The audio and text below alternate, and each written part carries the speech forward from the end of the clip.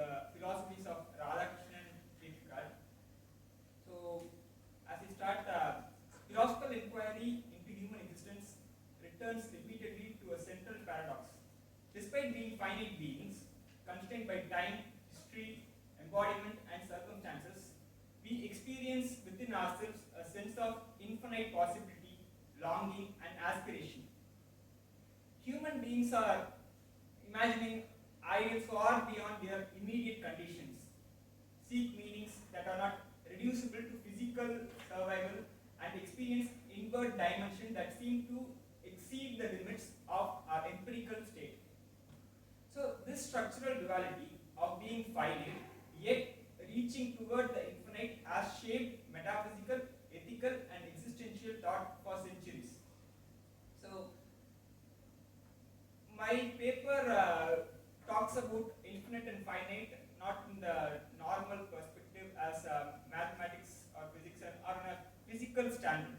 So to go into the paper, we will see about what is finite and infinite in the aspect of existential and metaphysical thing. So when we take finite, this paper means everything that limits us, our body, mortality, time, social condition, psychology, and history. Finitude gives us the structure and seriousness to life. Without finitude, meaning would collapse into abstraction. So, when we talk about the infinite, we can say that it is about the imagination, freedom, inward depth, self-transcendence, and the search for meaning. So this is what allows us human beings to go beyond instinct and routine. So the infinite represents possibility and value. So as we know, as we saw a brief thing about finite and infinite, we will talk about what Dr. Sharullesh, an Indian philosopher with a background in Advaita Vedanta, talked about. So Radhakrishnan explained the concepts of finite and infinite in relation to Atman, as it is the manifestation of Brahman. So he explored the relation of Brahman as it is reflected as different finite selves through empirical individuality, while remaining metaphysically one and indivisible in its infinite essence. For Radhakrishnan, the infinite is the spiritual essence of the self. That is Atman, which is the manifestation of Brahman, a reflection of Brahman. So the finite individual is an expression of this deeper reality, which human beings are shaped by conditions, but they are not completely determined by them. Embodiment is the basic finite aspect of human existence. Life for him is the gradual realization of the infinite. So most of the Indian philosophers, including Radhakrishnan, talks about moksha or realization of the Brahman. So the nature of life is something, a gradual realization of this finite, ourselves, of the infinite, that is the Brahman. So ethical life becomes the expression of spiritual unity in concrete action, according to Radhakrishnan. And the next one is Soren Kierkegaard. He is a Danish philosopher. He was a prominent figure in Christian theology. So he was also considered a pioneer in existential philosophy in the Western philosophy region. So he also talked about finite-infinite relationship. So for Kierkegaard, the self is a synthesis of the finite and the infinite. Freedom is not absolute independence from conditions, but the ability to choose meaningfully within them. The infinite opens up possibilities, while the finite gives actions their seriousness and consequence. One side dominates, despair arises. So when we try to go beyond our finite limitations and aspire for something which is unlimited or infinite, there is a rise in despair.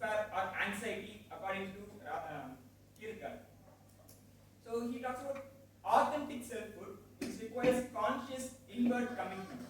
So the self becomes itself through a personal relation to God, which he exemplifies in the aspect of love as an expression of absolute inwardness and ethical transformation. So we will talk about the divergence and convergence of both Radhakrishnan and Kierkegaard's philosophy. So Radhakrishnan and Kierkegaard both agree that the self has this dual structure, which is the finite-infinite relation, which is in balance. So this comprises of limiting finitude and transcending infinity, and the integration of these are necessary. Both reject absolute determinism and unlimited freedom. When we just follow everything which is determined to us, it also leads to something unnatural, and we leave all these determined things and just go on do whatever we want. It also leads to an unnatural way of living. So, to Radhakrishnan and Kierkegaard, the balance only is available in the ethical life when neither choicelessness nor free will dominates absolutely, but when both are held in a dynamic and reflective equilibrium. So, a conclusion. Concluding with both Radhakrishnan and Kierkegaard and how they show that the finite-infinite tension is not a defect of human life, but it's an essential condition. To them, the finite provides a structure on how we live. Our body and our social structure, our history, our psychology, everything is finite and determined. But this doesn't restrict us. The infinite provides meaning and direction. Within this finite limit, we can explore or have more choices, an infinite number of choices inside. So that choices give our own meaning and direction. Human existence becomes meaningful only when these two are integrated. When the balance misses, we reach unequal state of life. And in Kierkegaard's way, we reach anxiety or despair. So, identity, when we are seeing about finitude and infinity, there comes the thing about individuality. We can't just, if we follow everything, we just come under one aspect, and if we just don't follow anything, we go on a different aspect. That is, we will be individual, but there should be ethical concern, which makes it a finite thing, balanced approach in this finite, infinite. So, identity then is not something fixed, but an ongoing process of becoming. Freedom, responsibility, and selfhood all arise from this continuous integration, though their methods differ. Their insight into the structure of human existence converges at this central point. So, even though both thinkers have metaphysical and existential divergence in their thoughts on infinite-finite relation, both accept that finite-infinite relation is necessary, and it is one of the most needed things on how to lead a human life in a balanced, ethical way. Thank you.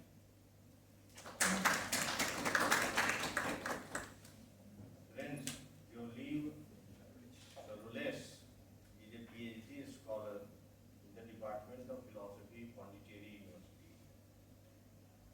And brilliantly, he has presented his paper with a special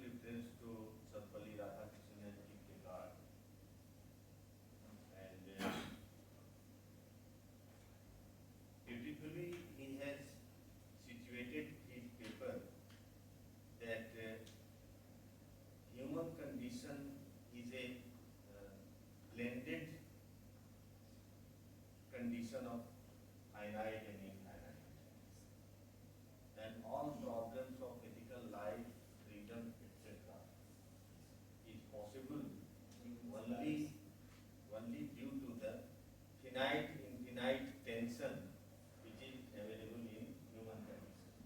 Okay? So, this paper is open for discussion and we invite. I want one question. How Kierkegaard is saying that choice is infinite. But for me, choice is always a limited action. For example, in many beverages, you can choose only tea or coffee.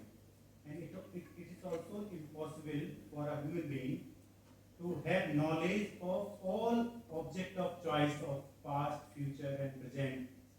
So the action of choice is always limited. In what sense Kierkegaard is saying that choice is unlimited, infinite? In the sense, as he was talking in existential concept, when we get free from, when we go into free will, we without just constrained to determine the things which we have in our life, we just go to whatever we want. That results in infinite results. So there can be multiple results happening from that choices. So I think that even within finitude there is infinite number of parts. So when we talk about choices, it is not finite. Our choices are infinite. That's what when I started with this infinity and finitude is not in the aspect of physical sense. It is in the aspect of metaphysical existential sense, which is not exactly like countable or something like that. Did I answer your question, sir? Okay. I am not satisfied with okay. Welcome, sir. Thank you. It's an interesting topic. I guess the thing that might worry me a bit is that terms like infinite are ambiguous. Because you can talk about numerical infinites, you can talk about qualitative infinites, and so on. And I think that when Kierkegaard is talking about the infinite, of course, when he's thinking of God, right, which has a personality, has qualities, and so on. Okay. And I would call that a kind of qualitative infinite. When Radhakrishnan would talk about, let's say, Brahma or something like that as being infinite, it's not personal because there's no personal character about that. So I just wonder whether, and also with finite, finitude as you described it, Radhakrishnan is tied to materiality, material being. What's the Finitude, being finite, is tied to being material. Anyway. It is like I'll just finish my talk. Oh, okay. That's why I understood that. But if you take a look at someone like Kierkegaard, it's not about material at all, right? It's not falling. It's about having been defective in some way. And so I just wonder whether comparing people from different traditions, you want to be sensitive to the fact that they may have understood these concepts differently. So some really just you've got finite infinite terminologies that the way that Kierkegaard would understand finitude and infinity would be quite different from the way in which Radhakrishnan would, I think. And so to compare them in some sense is running a risk of ambiguity or equivocation. So there's my concern about that. You have something to help me with that? I think I can answer it. I started this paper with finite and infinite as a concept, and I developed. I read on it and discovered some theories or philosophies of Radhakrishnan and Kierkegaard, which they try to integrate infinite finite as a relation, as a balance. So to find something like a realization. So both of them at the end result they are expecting type of realization. Type of Realization. realization. As you see, there are the types of it. Both are different perspectives which can be combined in a way. So that's what this type of realization makes it possible when there is a balance of finite and infinite in metaphysical sense of Radhakrishnan, which brings about from the self to Brahman, and Kierkegaard's choices awareness. So he talks about how this this finite, the infinite inner nature can be balanced with choices. He talks about choices awareness, and this choice makes him makes the person understand how he can live by making him away from despair by balancing the finite and infinite choices. Yeah, I guess what I want to say is that if the terms don't mean the same thing, talk about a balance between the terms isn't saying, well, it's just like that, right? Because it's not. Yeah, a little bit, yes. That's just my concern, that's all. I mean, maybe Radhakrishnan, since he had studied with Christians, Lutherans, and then there's Presbyterians, maybe there's a kind of Protestant influence or something. Maybe He you might draw have. something about that into Radhakrishnan. That might be interesting, and maybe that would be the case, but not. I think you need to do more than what you've done. Thank you. Yeah, I want to intervene in the Sar's question. Sir, you said actually the choice, sir, you said it's beverages of the beer, something example given. So actually, the tension in finite, the tension is infinite. It's actually what Jolive brother said is right, because the same beer example, like the same beverages example. Like if I want to drink water, after I drank water, after that I want to drink lemon juice, after that I want to drink one beer, after that I want to drink wine. After there are infinite number of liquids are there, but the question is how many liquids are there or not. It is not the final question. The question is the desire, about desire.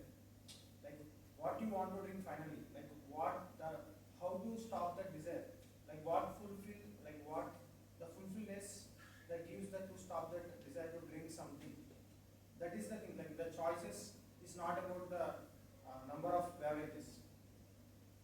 Like how to stop that choice that desire is a thing. So if we connect to that in the finite to infinite, then the actual we can find the thing like.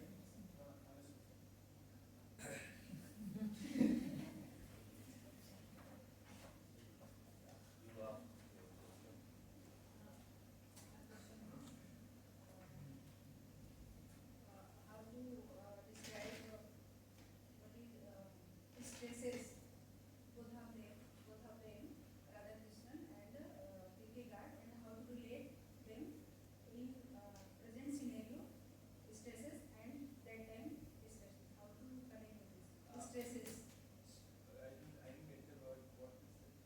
and tension, stresses. I have started my research work on.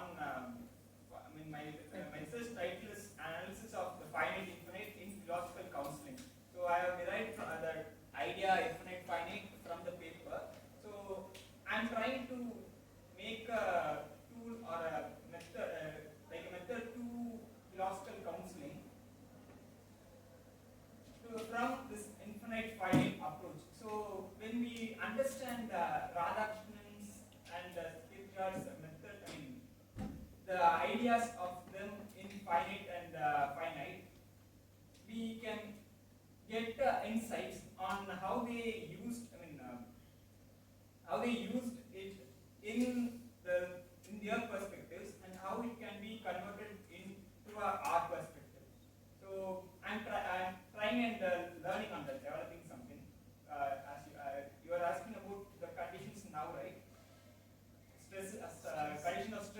how we can use their philosophy of infinite finite in the present scenario, right?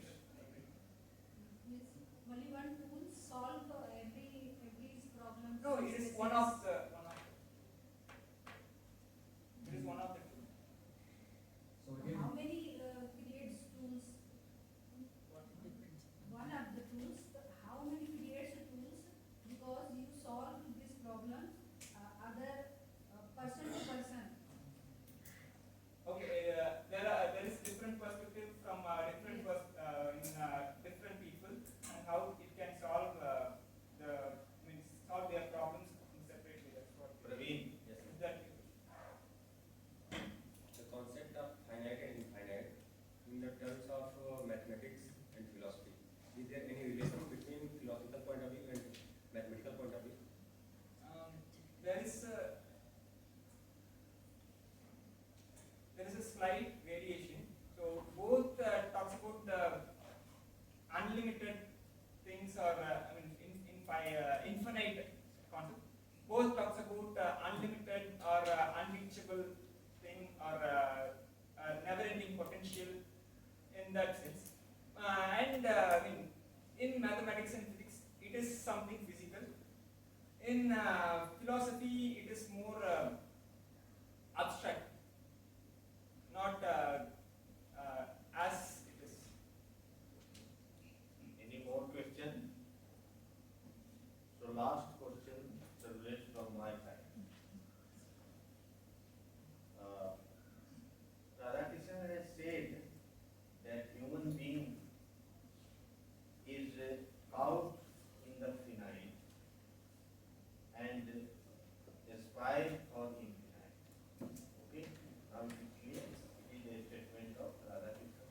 You are very much aware about this statement. This is the same case with Kierkegaard or not?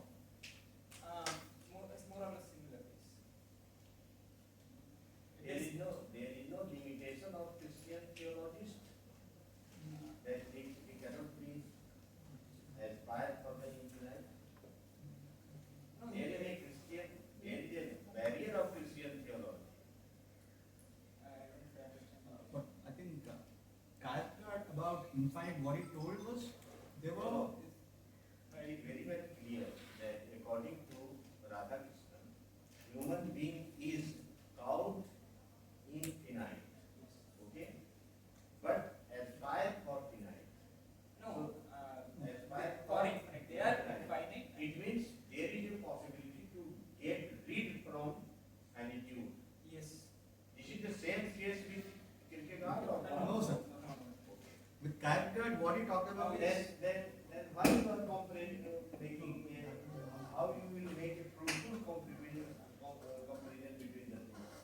If there is no possibility to get rid from this finite tension in Kierkegaard, then how your comparison will be meaningful? So, in a different way, if we talk about Kierkegaard first, we talk about how this anxiety arises when this balance between infinite and It means that in your paper, your presupposition is not clear. I think that the presupposition of your paper is very simple, that the life of human being is meaningful only in the condition when we conceptualize the existence of human being like finite, infinite, like blended